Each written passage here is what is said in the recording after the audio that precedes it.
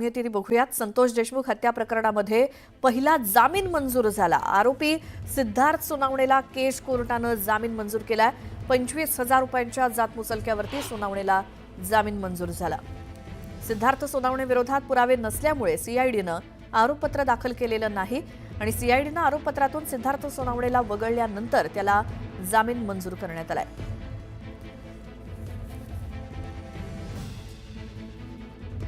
अधिक माहिती घेऊयात। आमचे प्रतिनिधी सुरेश जाधव आपल्या सोबत आहेत।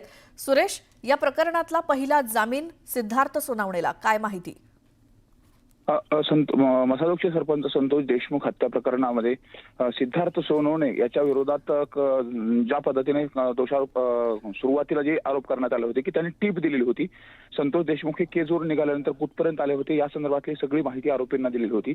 मात्र ज्यावेळेस दोषारोप पत्र 1,500 पानाचं दाखल झालं त्यामध्ये सिद्धार्थ सोनवणेला वगळण्यात आलं होतं, दोषारोप पत्रामधून वगळण्यात आलं होतं आणि सीआयडीनं केज न्यायालयाकडे अर्ज देखील केला होता की याच्या विरोधात कुठलाही सबळ पुरावा आढळून आलेला नाही, त्यामुळे या गुन्ह्यातून त्याला बाजूला काढावं अशा पद्धतीचं पत्र देण्यात आलं होतं। मात्र त्यानंतर केज न्यायालयाने मात्र जामीनवरती सुटका केलेली, विशेष म्हणजे 25,000च्या जात मुचक्यावरती ही सुटका करण्यात आली। ज्यावेळेस तपासासाठी कुठला बोलवायची गरज लागेल त्यावेळेस तपासाला सहकार्य करण्याचा देखील त्यामध्ये अट ठेवण्यात आली। त्यामुळे संतोष देशमुख यांच्या हत्या प्रकरणातील ते 9 आरोपी होते, त्यापैकी जो सिद्धार्थ सोनवणे आहे, सिद्धार्थ सोनवणे याला पहिला जामीन मिळालेला आहे। त्यामुळे संतोष देशमुख हत्या प्रकरणातील जे 1,500 पानाचं जे काही दोषारोपपत्र आहे यामध्ये वेगवेगळे धक्कादायक खुलासे देखील आले। यामध्ये वाल्मिक कराड हे 1 नंबरचे आरोपी आहेत, त्यांनी कशा पद्धतीने कट रचला या सगळ्या गोष्टी समोर येत असताना दुसरी देखील महत्त्वाची गोष्ट समोर आली की यामध्ये सिद्धार्थ सोनवणे याच्या विरोधात कुठलाही पुरावा आढळून आलेला नाही, त्यामुळेच केज न्यायालयाने त्याची जामीनवरती सुटका केली। बरं सुरेश, धन्यवाद या सगळ्या माहितीसाठी।